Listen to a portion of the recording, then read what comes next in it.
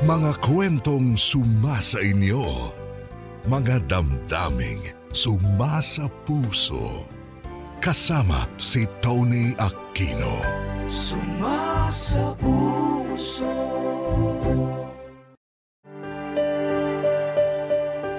Tony, ako si Rosario, 62 anyos at ngayon ay nakatira sa Lopez, Quezon.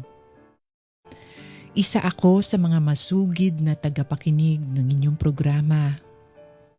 Palagi akong naiiyak kung minsan na may nangingiti sa mga kwentong ibinabahagi mo. Ngayon naman ay hayaan ninyo sana na magbahagi rin ako ng sarili kong istorya. Katuwang ko sa buhay ang asawa kong si Tomas. Isa siyang jeepney driver noon. Masasabi ko na naging mahirap ang naging buhay namin, pero hindi kami sumuko sa pangarap naming mapagtapos ang 3 naming anak. Sinikap naming mapatapos ng kolehiyo ang aming panganay na si Edgar. Ang kaso, ilang buwan pa lamang na nagtatrabaho si Edgar, ay nabuntis niya ang kanyang kasintahan. Kaya hinayaan na namin siyang magsimula ng sarili niyang pamilya. Ang aming pangalawa naman na si Sally ay walang hilig sa pag-aaral.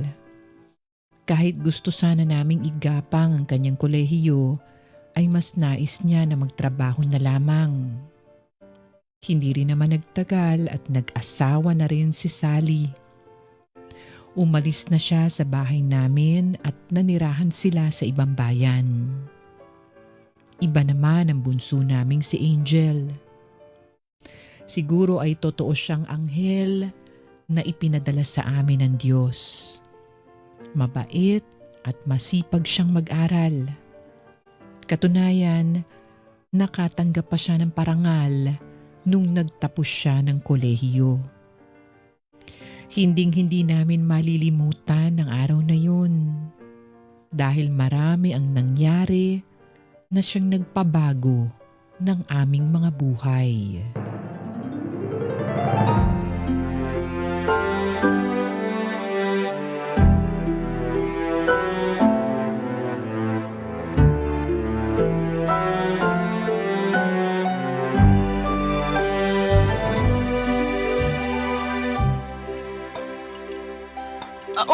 Saan mo naman balak maghanap ng trabaho, Aber? Sa Maynila, ma. Napag-usapan na po namin ng mga kaklase ko nung college na sabay-sabay kaming luluwas ng Maynila para maghanap ng trabaho. Maynila? Sigurado ka ba, nak? Hindi ba delikado dun? Ma, huwag kayong mag-alala. Ayos lang po ako. Tsaka marami naman kaming pupunta dun. Hindi naman po ako mag-isa. Rosario, kaya mo na anak mo, malaki na yan. Kayang-kaya na niya sarili niya. Teka nga, Tomas, ayos ka lang ba? Kanina ka pa hawak ng hawak sa dibdib mo, ha? Ayos lang ako. Parang parang masikip tong dibdib ko. Pero baka napagod lang ako kanina sa pagkukumpuni ng jeep. Ano? Ay, nako. Di ba sinabi ko na sa'yo kanina bago kami umalis ni Angel, Kako mahiga ka na lang muna at magpahinga. Hindi na nga kita sinama kanina doon sa graduation ni Angel kasi sabi mo, masama ang pakiramdam mo. Tapos nagpagod ka pa rin pala. Oh, pa, ito tubig oh. May gamot pa po ba kayo sa high blood? Oo nga. Uminom ka ba ng gamot mo kanina? Nakalimutan ko nga . Saan ba masakit banda, ha? Dito masakit. Saan? Dito ba? Pa, gusto mo dalhin ka na namin sa ospital? Rosario. Ano yun? Tomas, Papa? Tomas! Tomas! Papa! Pa! Angel, puntahan mo si Delvin sa kabilang bahay. Humingi ka ng tulong. Ikaw mo, dadalhin natin sa ospital ang tatay mo. Dali! Opo, ma. Sandali lang po. Mang Delphin! Mang Delphin, sakla na po! Tomas! Tomas, kumisig ka, Diyos ko. Tomas! Tomas!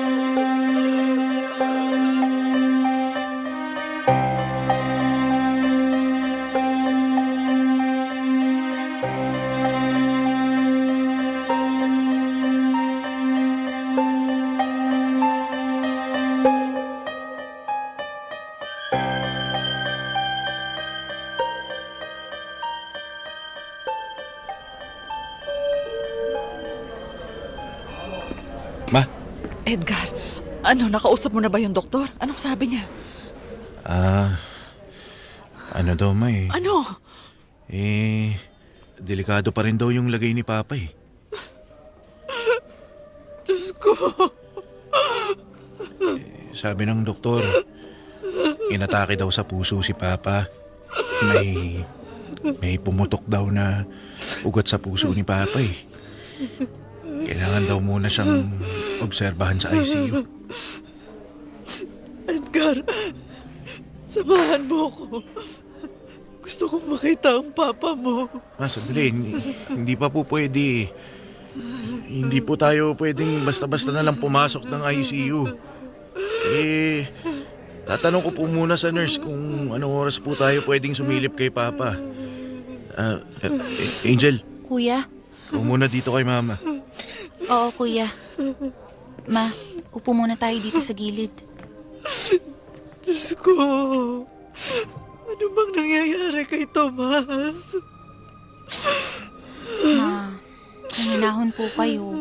Baka mamaya kayo naman po ang sumama ang pakiramdam niyan eh. Sana makayanan ng papa mo to, anak. Ay, Diyos ko. Ma, magdasal lang po tayo. Matapang si Papa. Lalaban po yun. Sana nga, Angel. Sana nga.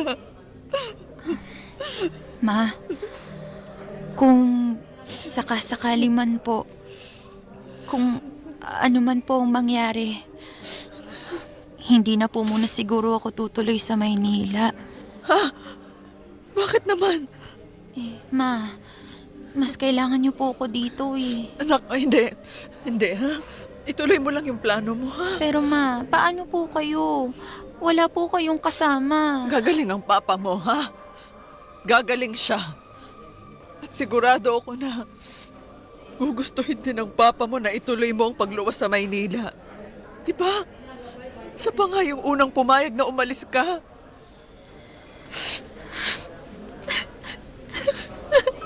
Angel. Angel. Gawin mo para sa papa mo.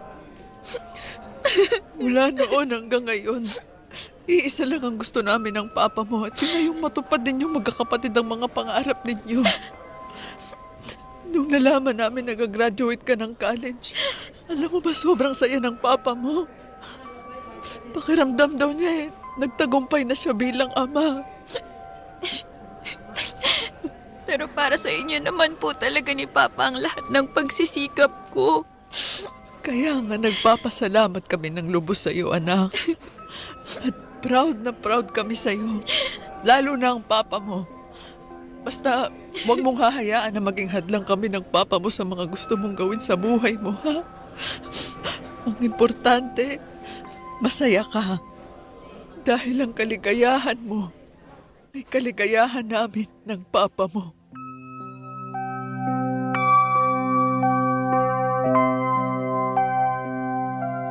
Tony, ilang araw lang ang lumipas. Tuluyan nang binawian ng buhay si Tomas. Walang salita na makakapaglarawan sa nararamdaman kong kalungkutan ng mga panahon na yun. Hindi ko inakala na sa isang iglap lang, mauulila kami ng mga anak ko.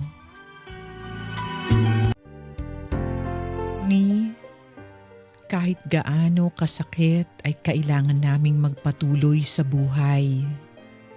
Itinuloy ni Angel ang kanyang pagluwas sa Maynila, kagaya ng nais ng kanyang ama. Ako naman ay bumalik sa pagtitinda sa palengke. Doon ko iginugol ang aking panahon. Hindi ko kasi kaya na mamalagi sa loob ng bahay dahil palagi kong naaalala ang aking nasirang asawa. Uuwi na lamang ako kapag pagod na, diretso sa pagtulog at maagang gigising para magsimula uling magtinda. Sa kagustuhan kong mapawi ang aking lungkot sa pamamagitan ng pagiging abala sa trabaho, hindi ko na malaya na naabuso ko na pala ang aking kalusugan. Isang araw ay bigla na lamang akong nahimatay sa palengke. Mabuti na lang at may ilan akong kasamahan doon na nagmabuting loob na itakbo ako sa ospital. Tony, na mild stroke na pala ako.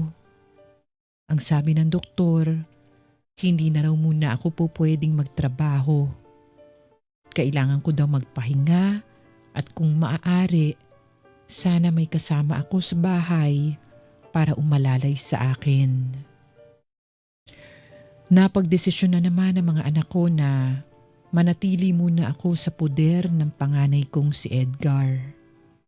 Ang kaso, noon pa man ay hindi na kami magkasundo ng kanyang asawang si Mabel.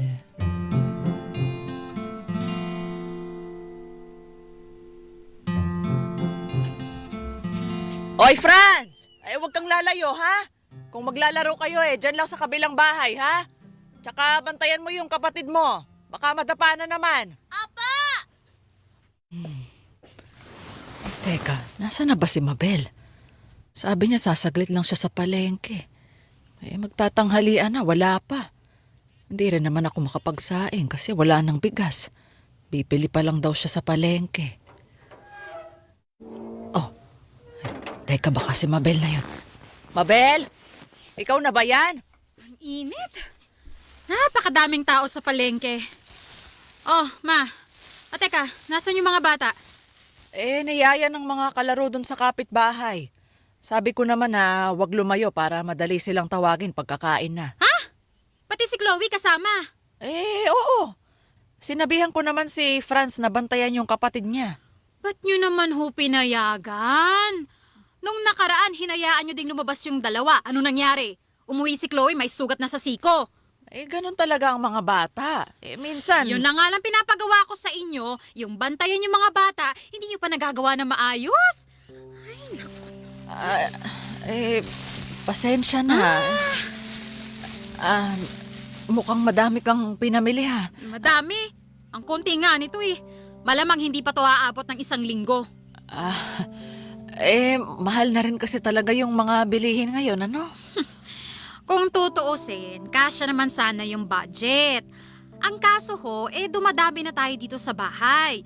Yung dating pang 1 linggo, pang 3 hanggang 4 na araw na lang. Yung sweldo naman ni Edgar, hindi naman nadadagdagan. Pero yung bibig na kakain, dumadami. Teka, ako na mag-aasikaso nitong mga pinamili mo, ha? Ako na rin ang magluluto. Ano bang luto nitong isda? Naku, wag na ho. Baka mamaya sabihin pa ng mga kapatid ni Edgar, ginagawa ko kayong katulong dito sa bahay. Inuutos-utusan. Kaya nga kayo nandito sa bahay, di ba? Para magpagaling. Hindi para maging alila. Hindi naman siguro. Tsaka magaan na trabaho lang naman ito. Para din mabanat-banat naman tong mga buto ko. Kaya ko naman na eh. Kaya daw. Dinig na dinig ko yung usapan ni Edgar tsaka ni Angel eh. Ha? Anong usapan? Nung nakaraan, sa video call. Tinanong ni Angel kung anong ginagawa mo dito sa bahay. Tapos nung sinabi ni Edgar na naglalaba ka, ayun, nagalit. Kesyo bakit daw hinahayaan kita magtrabaho dito sa bahay? May sakit ka pa nga daw.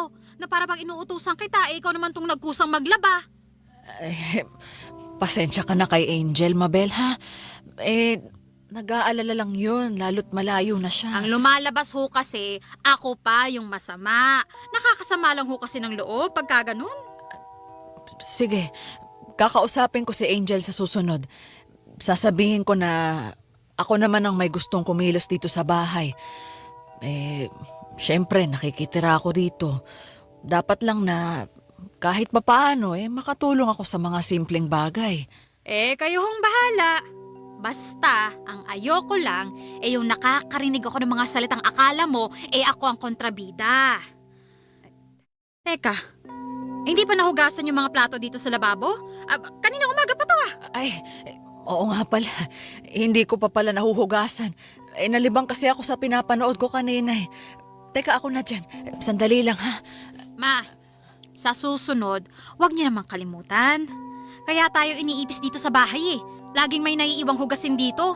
Tandaan niyo na may, dapat alam niyo na yun. Sige, pasensya na. Oh, sino na naman to? Ay, si Maring Jennifer. Teka, sasagutin ko lang muna to Hello? Uy, Mars! Ano na? Nandito sa bahay. Ay, sige sa linggo. Pwede. Rosario, wala kang magagawa. Nakikitira ka lang dito.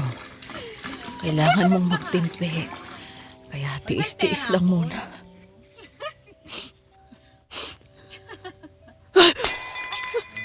Ano yon? Ma? Ano nabasag? Nabitawan ko lang tong plato. Ay, ano ba naman yan, Ma? Plato lang, nabibitawan mo pa. Pasensya ka na. Dumulas kasi sa kamay Ay, ko. Diyos ko talaga! Ay! Nung nakaraan, yung pitsa lang nabasag nyo. Tapos nung isang araw, hinaluan nyo naman ng dekolor yung mga puting damit. Ayun, nagkanda hawa-hawa. Hindi ko naman sinasadya. Ano pa bang sisiraan nyo dito sa bahay, ha? Balak nyo bang ubusin yung gamit namin?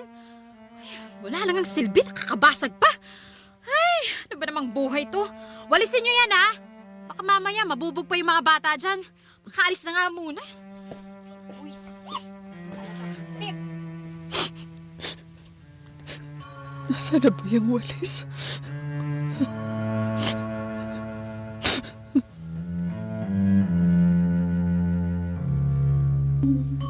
Tony, sa totoo lang, matagal na naming pinag-uusapan ng asawa kong si Tomas ang tungkol sa manugang kong si Mabel.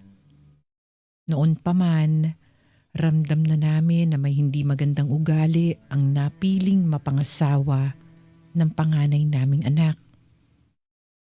Kaya lang hindi naman kasi kami ni Tomas ang tipo ng mga magulang na manghihimasok at didiktahan ng anak.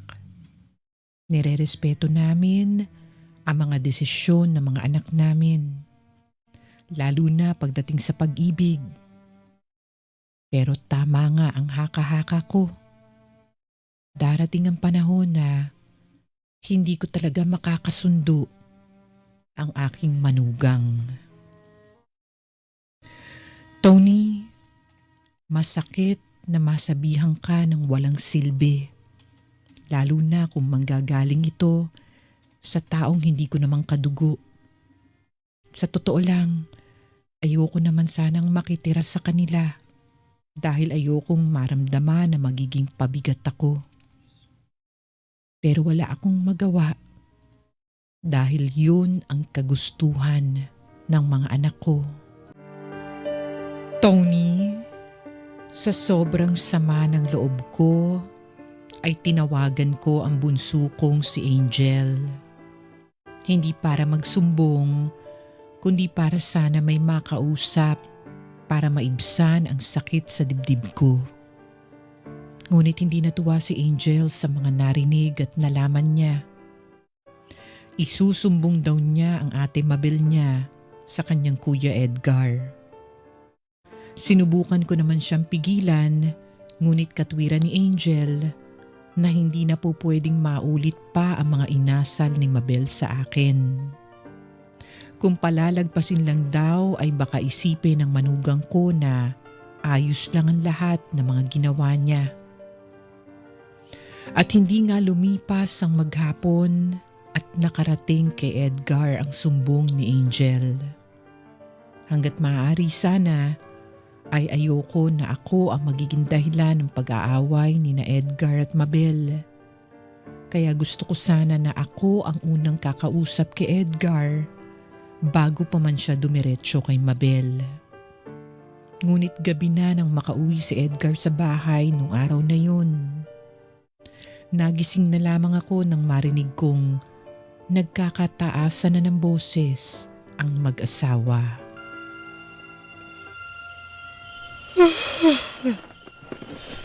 Ay, nakatulog na pala ako dito sa tabi ni Chloe. Ay, ang sarap na ng tulog ng apo ko. Teka, anong oras na ba? O ano? Mag-aalas 10 na pala ng gabi. Ano, demonyo na naman ako sa kwento niya. Ano ba yung ingay na yun? Bakit ako mahihiya? Bahay Si Mabel ba yun? Nag-aaway ba sila ni Edgar? Teka, sisilipin ko nga. Makinig ka sa akin, Mabel. Ilang beses na ba ako nakiusap sa'yo na pagpasensyahan mo si Mama? Edgar, puro pagpapasensya na lang ginagawa ko sa mama mo. Kulang pa ba ha? Kulang pa? Kung talagang nagpapasensya ka, bakit pinagsasalitaan mo na masakit si Mama? Diyos ko naman, Mabel, parang nabasag na pinggan lang. Imumurahin lang naman yun. So porke hindi mamahalin yung bagay, hahayaan ko na lang. Edgar, ako ang bumili nun, pera ko ang pinambili ko doon. Kung may mga kabasag man nun, ako lang dapat. Kahit na, hindi mo pa rin dapat pinagalitan si Mama. Pinagalitan? Pinagsabihan ko lang siya. Grabe naman kayo manghusga. Ano pinagsabihan lang? Sinabihan mo si Mama na walang silbi. O bakit? Hindi ba totoo? Wala naman talaga siyang silbi ngayon ayaw niyo ang pinagtatrabaho dito sa bahay anong tawag doon? Mabel, ano ka ba? May sakit si Mama. Anong may sakit? Ang lakas-lakas nga nun. Ang may sakit yung hindi makatayo sa higaan. Yung baldado. Nakakalakad naman ang mama mo Kahit na, galing pa rin sa mild stroke si Mama. Hindi pa siya lubusang magaling.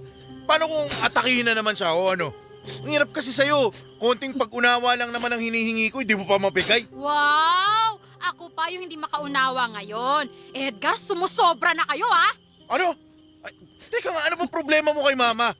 Sabihin mo nga sa akin, may ginawa ba siya sa'yong hindi maganda para pakitunguhan mo siya ng ganyan? Edgar, kaya nga ako nagsumikap na magkaroon ng sariling bahay kasi ayoko na may ibang tao sa bahay. Ang gusto ko tayo lang. Ikaw, ako at ang mga anak ko. Ayoko na may ibang tao akong pinakikisamahan.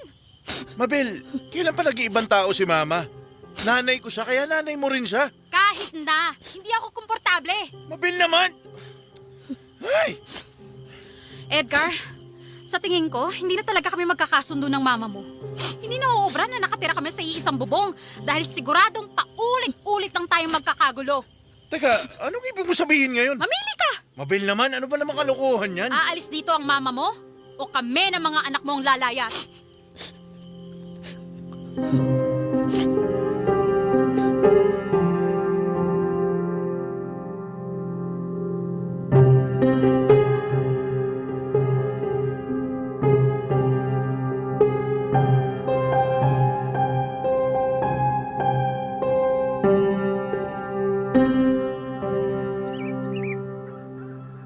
Chloe, ubusin mo na muna tong almusal bago ka maglaro. Uy, nak! Talaga tong mga batang to, sayado sa pagkain. Edgar, nak. Oh, ha? Kain na po kayo ng almusal. Hindi na, nak. Nagkape naman ako kanina. Ganun po ba? Bakit po pala nakabihis kayo ng pangalis? Teka, bakit bitbit niyo po yung maleta niyo? Magpapaalam na sana ako sa'yo, nak. Bakit po? Saan kayo pupunta? Si Sally, tumawag sa akin kahapon. Kung pwede daw bang doon muna ako. Kasi maghahanap daw siya ng trabaho. Wala daw magbabantay ng mga anak niya. Teka, bakit parang biglaan naman yata? Sandali ba? Tatawagan ko si Sally. Ay, wag na, anak. Sinabi ko kay Sally na ako na lang ang magsasabi sa'yo ng tungkol dito. Ganun ba? Atid ko na lang po kayo doon. Medyo malayo po dito yung bahay ni Sally. Wag ka nang mag-abala, anak. Kaya ko naman na. Ihatid mo na lang ako sa sakayan. Tapos susunduin na lang ako ni Sally doon sa babaan malapit sa kanila. Pero ma... Edgar, nak. Ayos lang talaga. Teka po, gigisingin ko si Mabel para makapagpaalam siya sa inyo. Nak, wag na. Hayaan mo na lang munang magpahinga ang asawa mo. Ikaw na lang ang magsabi sa kanya mamaya na nakaalis na ako. Sigurado po kayo? Oo, nak. Kung sigurado na po kayo, sige po. Mag-iingat kayo doon, ma. Salamat, anak. Sigurado pong mamimiss kayo ng mga bata. Ako rin naman. Napamahal na rin talaga sa akin ang mga batang yan. Lalo na si Chloe. Paborito niyang kinakamot ko sa likod para makatulog sa gabi. Ma, sorry po Oh, para saan naman anak? Kasi po... Ngayon na lang nga po sana ako makakabawi sa inyo Tapos, ganito pa. Alam ko naman pong masama yung loob niyo ni Papa sa akin kasi maaga ako nag-asawa. Ako pa naman po itong panganay pero di man lang ako talaga nakatulong sa pamilya natin. Edgar, wala na yun sa amin ng papa mo. Matagal na yun. Ang importante sa amin ng papa mo hindi mo pinapabayaan ang pamilya mo. Nagiging mabuti kang ama sa mga anak mo at asawa kay Mabel. Yun lang. Sapat na yun para masabi naming tama ang pagpapalaki namin sa'yo. Nga po pala ma, Ano yun, nak? ako na po yung humihingi ng dispensa sa inyo sa mga inasal ni Mabel. Alam ko po na hindi kayo nagkasundo ni Mabel sa ilang buwan na nandito kayo sa poder namin. Kung sakali man pong napagsalitaan niya kayo ng hindi maganda, sana po mapatawad niyo siya. Ayos na yun, anak. Naiintindihan ko. Bilang isang ina, alam ko kung gaano kahirap ang mag-alaga ng isang bahay. Tapos may 2 pang anak na maliliit pa. Pag nagsabay-sabay lahat ng problema, wala. Sasabog ka na lang din talaga.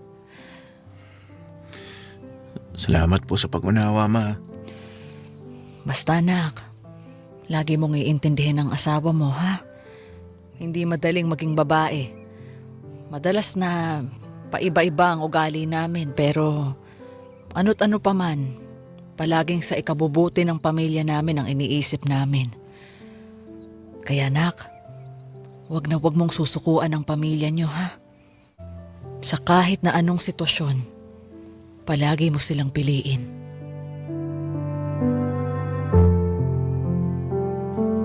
Tony, napilitan akong magsinungaling kay Edgar. Ang totoo, hindi pa alam ni Sally ang plano kong sa kanya na muna tumira. Sinabi ko lang yun kay Edgar para magkaroon ng dahilan ang biglaan kong pag-alis sa bahay nila. Hindi kasi kakayanin ng konsensya ko na maghihiwalay silang mag-asawa dahil sa akin. Total, ako naman ang punot dulo ng gulo sa bahay nila. Ako na lang ang aalis. Hindi naman ako napahiya kay Sally. Buong puso niya akong pinatuloy doon. Kahit na nung mga panahong yun ay may mabigat din palang pinagdadaanan ng pangalawa kong anak. Ilang buwan na pala silang magkahiwalay ng kanyang asawa. Naiwan kay Sally ang 4 niyang anak. Mula nang magsama si Sally at ang dati niyang asawa, tumigil na ang anak ko sa regular niyang trabaho. Kaya naging mahirap ang pagsisimula nilang mag-iina nang abandonahin sila ng asawa niya. Sa kagustuhan kong makatulong sa anak ko, minabuti kong ibigay na muna sa kanya ang mga allowance na ipinadadala sa akin ni Angel. Nangako kasi ang bunso ko na siya ang sasagot ng pambili ng gamot ko at iba ko pang mga pangangailangan. Kahit minsan ay nahihiya si Sally na tanggapin ang ibinibigay ko, pinipilit ko pa rin siyang kunin ito para kahit papano ay makabawas man lang sa iniisip niya. Isang araw ay bigla na lamang akong dinalaw ng bunso ko. Ito rin ang araw na pinagsisihan kong ilihim kay Angel ang totoong nangyayari sa bahay ni Sally noon. Anak, ang dami naman itong mga pinamili mo.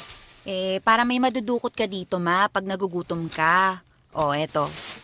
May mga lata ng biskwit. Tsaka ito, ma, binilhan kita ng malaking lata ng gatas. Huwag ka na magkakape kasi hindi maganda sa kalusugan mo yun. Ay, salamat anak. bibigyan ko din yung mga pamangkin mo nito, ha? Madami naman to eh. Ay, teka ma. Oh, may regalo ako sa inyo. Ano yan, nak? Pang blood pressure yan ma.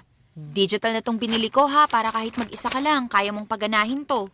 Ay, salamat, anak. Kailangan ko talaga yan. Kasi pag kailangan kong magpa-BP, pumupunta pa ako ng barangay health center. Medyo malayo din yun, nak. Nilalakad ko lang. O edi sakto pala. Dapat malagi mong minomonitor ang blood pressure mo. Dapat minimake sure mo na laging normal. Mahirap na. Tignan mo yung nangyari kay Papa. Wala tayong kamalay-malay na high blood na pala siya. Oo nga eh. Ay, naalala ko na naman tuloy ang papa mo. Sandali ma, itesting natin tong pang blood pressure na binili ko ha. Ay, sige, nak. Ituro mo nga sa akin kung paano ba gamitin yan. Wait lang ma. Siyempre, ito, isusuot mo muna to. Ayan. O tapos, pipindutin mo lang tong on. Yan. Tapos pindutin mo lang tong start. Tapos intayin mong tumunog. Ay, ganun lang pala. Ayan, tumunog na. Sandali. 150 over 100? Ma, mataas to ah. Talaga ba, nak? Nako. Ay, kaya pala medyo nahihilo ko. Tsaka sumasakit tong batok ko. Teka ma, ayos ka lang ba? Nasa na nga yung lagayan mo ng gamot? Kailangan uminom ka na agad para bumaba yung BP mo. Andyan sa may pitaka sa gilid mo, nak. Ito ma? Oo. Ma, oh. Yun yung gamot. Eto, tubig. Salamat, nak. Teka ma, ito na lang po ba yung gamot nyo? Di ba nagpadala ako kay ate ng pera nung isang araw para bilhin yung mga gamot sa reseta mo? Anak hiniram muna ni ate mo. Kinapos siya ng pambayad sa kuryente, tapos yung iba, ipinambili na muna ng pagkain namin dito.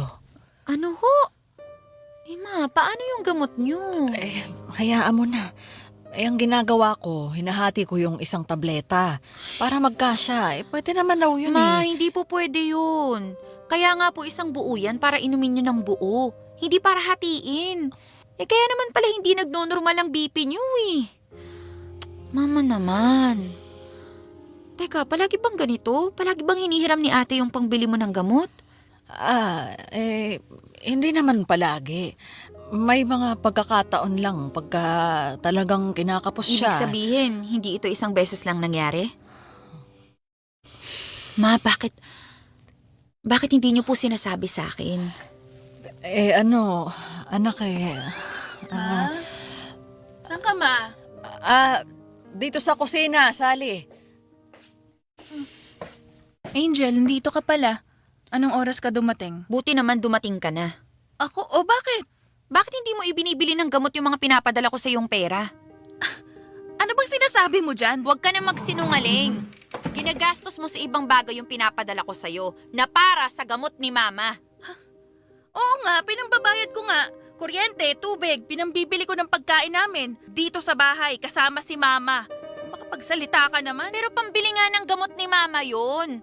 Kung wala kang pambayad ng kuryente, humanap ka na ibang paraan. Huwag mong galawin yung perang para kay Mama. Angel, nak, wag mo nang sisihin ang ate mo, ha? Hindi, May. Umaabuso naman kasi tong si Ate Sally. 'Di ba, pinapasobrahan ko pa nga yung padala ko sa'yo tuwing kinsenas katapusan. Bukod pa dun sa panggamot ni Mama. Pero bakit pati yun ginagalaw mo pa? Huwag mo akong pagtaasan ng boses, napakayabang mo. Porket nakaluwag-luwag ka na ngayon at ikaw ang mas may pera sa ating dalawa, ganyan-ganyan mo na ako kakausapin. Hoy, mas matanda pa rin ako sa'yo. Huwag mong ibahin ang usapan, ate. Ang pinupunto ko dito ay yung maling paggamit mo ng pera na para kay Mama. Hindi ka na naawa sa nanay natin eh. Alam mo bang hinahati niya pa yung gamot niya? Para lang umabot yung supply niya hanggang sa susunod na padala ko? Kanina, binipi ko siya. Mataas yung dugo ni Mama. Kasi hindi siya nakakainom ng gamot ng tama. Hindi ko naman alam eh. Ma, ikaw naman bakit hindi mo sinabi sa akin? Nak, alam ko kasing mas kailangan mo yung... Kasi sarili mo lang yung iniisip mo, ate. 'Di ba dapat chinecheck mo yung gamutan ni Mama? Kung meron pa ba siyang iinuming gamot o wala na. Ikaw tong kasama niya dito sa bahay eh. Pero ang lagay, parang wala ka man lang malasakit kay Mama. Angel, sumusobra ka na ha. Ang sakit mo nang magsalita.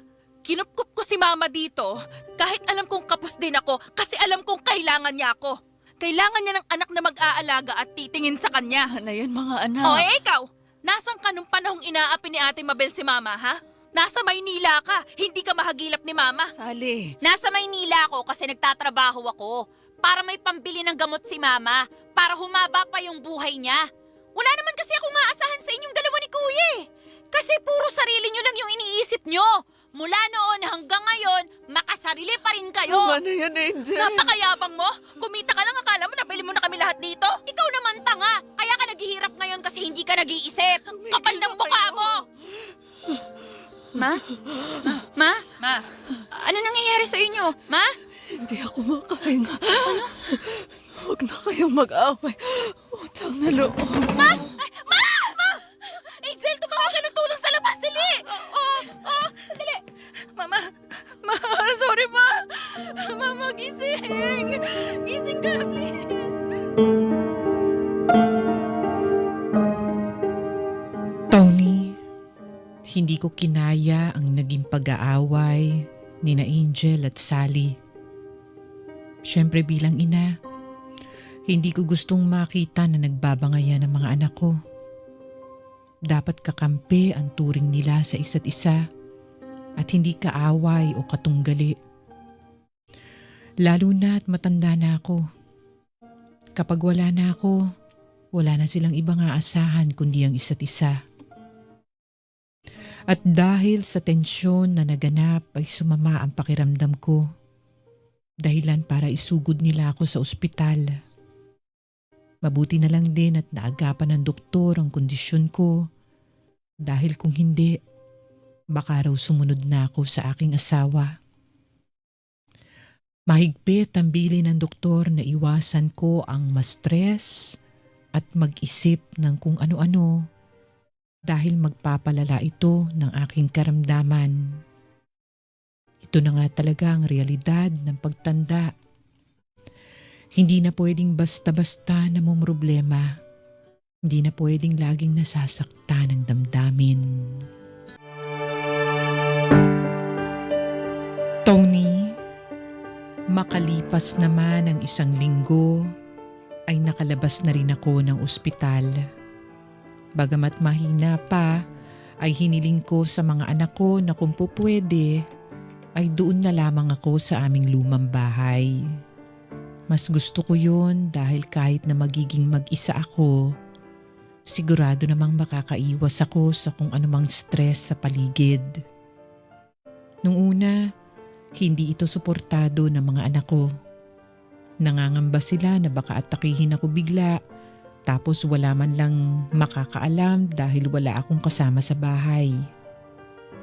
Sinigurado ko naman sa kanila na sapat na ang lakas ko at magiging maingat ako sa pagkilos. Nagpapasalamat din ako sa mga kapitbahay ko na nagboluntaryong silip-silipin ako sa aming bahay para masigurong maayos ang kalagayan ko. Kaya naman napanatag din ang mga anak ko. Nangako naman sila na dadalasan nila ang pagdalaw sa akin, lalo na sa mga importanteng okasyon. Bagay na pinananabikan ko bilang isang ina na nangungulila sa kanyang pamilya.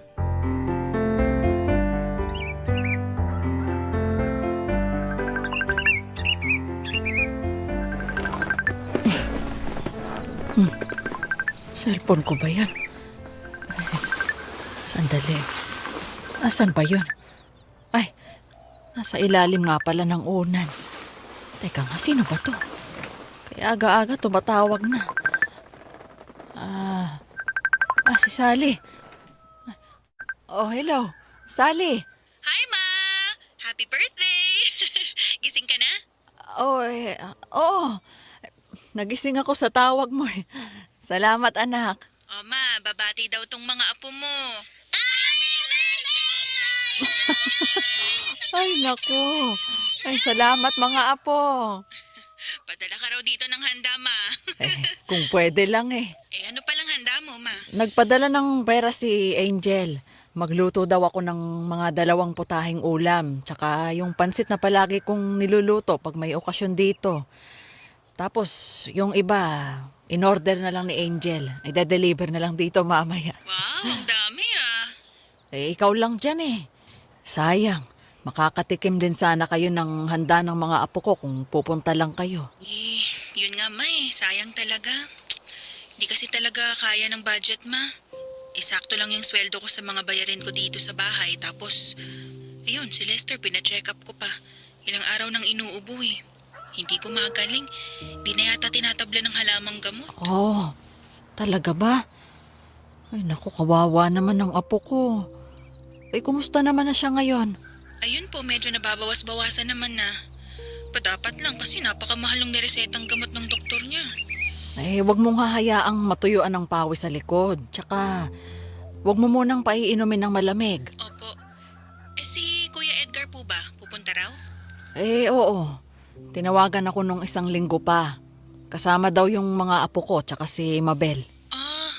Kasama si Ate Mabel. Himala. Nagkaroon yata ng amor yung isang yun sa'yo, Ma. Hayaan mo na. Lahat naman ng tao pwedeng magbago. Malay mo. Sige na, Ma, ha? Chismisan mo na lang ako kung anong chika ni Ate Mabel dyan, ha? Oo na. O siya, sige. Magpapalit muna ako ng kobre kama at kortina para maayos yung bahay pagdating ni na Kuya Edgar mo. Sige po, Ma. Happy birthday ulit. Salamat.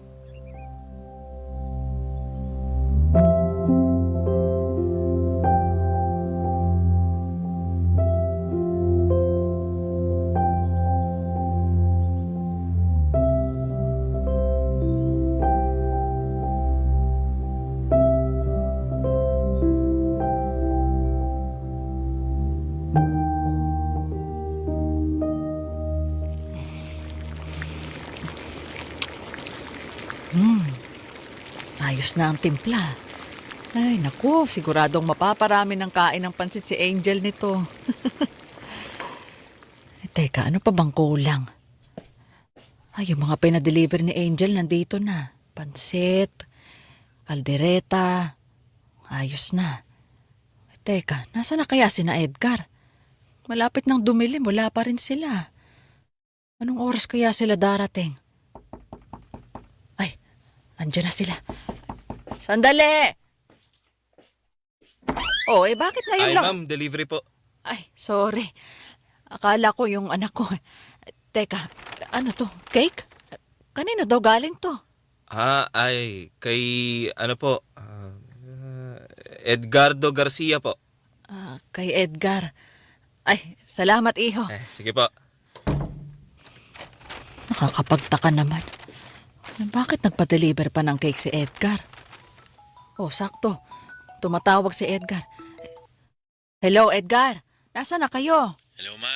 Nag-text po sa akin yung delivery app. Dumating na daw po yung cake dyan. Nakuha nyo na po ba? Oo. Kakarating lang. Teka, nasaan na ba kayo? Malapit nang maghapunan na. Lalamig na yung mga pagkain. Ay, yun na nga, Ma eh. Bale, di po kami natuloy. Ha? Opo, Ma. May biglaan po akong tawag sa trabaho. Hindi po ako nakatawag ng mas maaga sa inyo kasi akala ko po maaga ako matatapos dito sa trabaho ko. At makakahabol kami dyan ngayon. Kaso hanggang ngayon nandito pa po ako sa trabaho eh. Sayang naman yung mga niluto ko. Tsaka si Angel, marami ring pinadeliver na pagkain. Yun na nga, Ma eh. Pasensya na po talaga. Di bali, babawi na lang po kami. Siguro sa Sabado po. Pag wala na akong biglaang trabaho, dadalaw po kami dyan sa inyo. Sige, papamigay ko na lang tong ibang pagkain sa kapitbahay. Hindi naman namin mauubos ni Angel lahat to eh. Si Angel po ba? Nandyan na? Wala pa rin nga eh. Hindi pa rin tumatawag. Baka na traffic lang po yun. Paparating na rin po siguro yun. Sana nga. Sige na, Ma. Hinahanap na ako ng boss ko eh. Happy birthday po, Ma. Sige. Salamat, nak.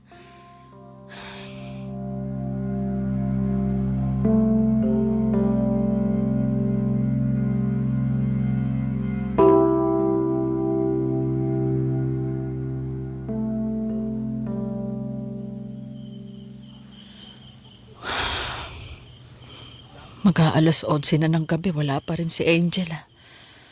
Ano na kaya nangyari sa batang yon? Hindi pa rin siya tumatawag hanggang ngayon. Mabuti pa, iligpit ko na tong mga pagkain. Sayang naman to. Ang dami ko pa namang niluto. Wala naman pala akong darating na bisita. Ni wala man lang akong kasabay kumain ngayon. Ay, teka. Kukunin ko na lang yung litrato ni Tomas. Sandali nga. Ito.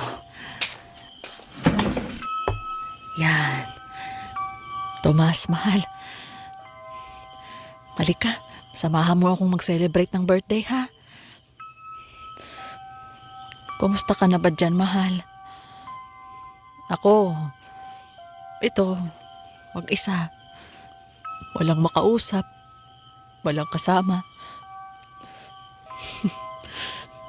Bakit mo naman kasi ako iniwan ng maaga? Eh di sana, dalawa tayong nagdidiwang ngayon. Ang lungkot, Tomas.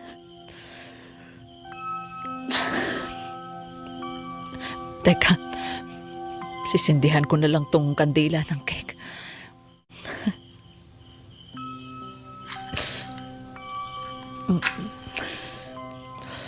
Ayan. Happy birthday to me. Happy birthday to me. Happy birthday. Happy birthday. Happy birthday to me.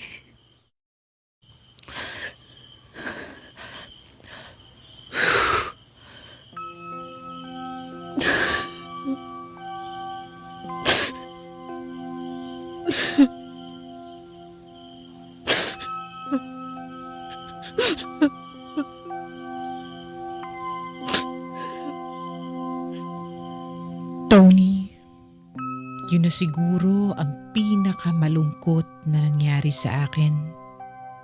Pakiramdam ko mag-isa na lang talaga ako. Hindi lang sa bahay, pati na rin sa buhay. Hindi naman masama ang loob ko sa mga anak ko. Naintindihan ko na may mga pagkakataon talaga na hindi ako magiging prioridad nila dahil may mga kanya-kanya na silang buhay. Pero hindi ko maiwasang manabik sa kanila, lalo na sa mga ganitong pagkakataon na sana ay magkakasama kaming nagdiriwang ng kaarawan ko. May kumakatok. Dito ba yun sa bahay? Aba, ay dito nga. Teka, anong oras na ba? Oh, mag-aalas 4 na ng umaga. Ay, tignan ko nga kung sino yan. Sandali! Mama! Angel! Mama! Bakit ngayon ka lang? Nag-alala ako sa iyong bata ka. Ma, sorry talaga ha. Ay, bakit nga ngayon ka lang? Sabihin mo. Ang totoo niyan, ma. Dapat po kanina pa ako. Ang kaso, napakarami pong pasahero sa terminal sa Maynila. Halos lahat pa uwi ng probinsya kasi nga holiday, di ba? Uy, bakit hindi mo man lang ako tinawagan? Hindi ako mapakali dito. Ay, hindi ko alam kung ano nang nangyayari sa'yo. Para ako nga atakihin sa puso sa sobrang pag-iisip. Huwag mo nang uulitin yun, ha? Ma, pasensya ka na talaga. Kasi nga, gusto ko talagang sorpresahin ka. Sorpresahin? Hindi ba? Alam ko namang dadating ka. Ikaw pa nga tong nagpaluto sa akin ng paborito mong pansit. Oo nga po, ma. Pero, ito po talaga ang sorpresa ko para sa inyo. Alin? Yan bang mga bag na dala mo? Opo, ma. Ano bang mga laman ng mga yan? Teka nga, ipasok mo muna dito sa loob. Sige po. Oh. Ayan. Ano bang laman ng mga yan? Regalo? Abay, napakadami naman. Tama po, may mga regalo dyan. Pero, hindi po lahat regalo. Ano pa yung iba? Mga damit ko, ma. Ha? ba't ang dami mo naman dalang damit? Matagal ka bang magbabakasyon dito? Ma, hindi lang po ako magbabakasyon dito. Kasi, dito na po ulit ako titira. Totoo ba yan, anak? Oo, Ma. Ayaw mo ba? Ay, siyempre gusto ko. Gustong gusto ko, anak. Pero teka, paano yung trabaho mo sa Maynila? Nag-resign ka ba? Opo, Ma. Pero may nahanap na po akong bagong trabaho. At yung nakuha kong bagong trabaho na yun, kahit hindi na ako pumunta ng opisina, dito na lang po ako sa bahay. Teka, hindi ko maintindihan, anak. Ma, work from home po ang tawag doon. Lahat po ng trabaho ko pwede ko nang gawin online. Kailangan ko lang na may internet tayo dito sa bahay. Tapos, hindi ko na kailangan lumabas. Dito na lang ako sa bahay magtatrabaho. Ayos ba, Ma? Ayos na ayos. May ganun na pala ngayon. Opo, Ma.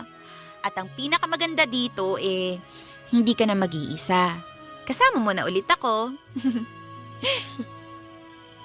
Oh, Ma. Bakit po? Ay, hala, tahan na, Ma. Wala. Naiiyak lang ako sa sobrang saya.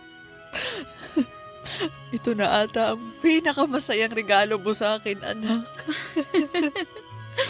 Mama naman Ay, pati tuloy ako naiiyak na rin. Sa totoo lang kasi, anak, nahihiya ako sa inyong magkakapatid Po? Bakit naman po, Ma? Kasi nakakaabala pa ako sa inyo. Nakakadagdag pa ako sa mga problema ninyo. Hindi nyo na dapat ako iniintindi kasi may sari-sarili na kayong mga buhay. Imbis na makatulong ako sa inyo, nagiging pabigat pa ako. Kaya nga paunti-unti, tinatanggap ko na mag-isa na lang ako habang nabubuhay ako. Ma, kahit kailan hindi ka naging abala sa akin. Ikaw kaya ang top priority ko.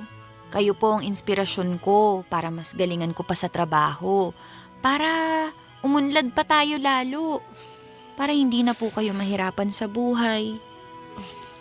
Salamat, anak. Napakaswerte talaga namin ng papa mo sa inyong tatlo. Lalo na sa'yo. Oo, iba-iba kayo ng ugali at ng mga naging kapalaran ninyo sa buhay. Pero kitang-kita namin kung gaano kayo nagsusumika para magtagumpay sa sarili-sarili ninyong paraan. At bilang magulang, masayang-masaya ako na maayos kayong lahat.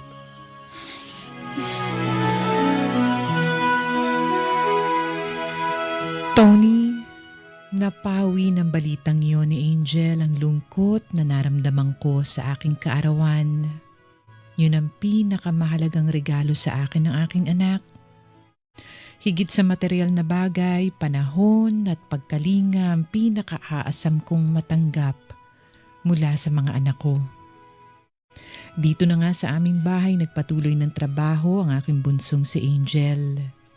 Hindi naman daw magiging problema kung sakaling bubuo na siya ng sariling pamilya dahil sisiguraduhin niyang isasama niya ako kahit anong mangyari. Tony, dasal ko na sana bawat magulang ay magkaroon ng anak na hindi sila iiwanan kahit na dumating sa punto na anak na ang kailangang mag-alaga sa magulang nila. Hanggang dito na lang at salamat sa pakikinig sa aking kwento. Suma sa puso, Rosario. Suma sa puso sa Super Radio DZBB. Kasama si Tony Aquino. Suma sa puso.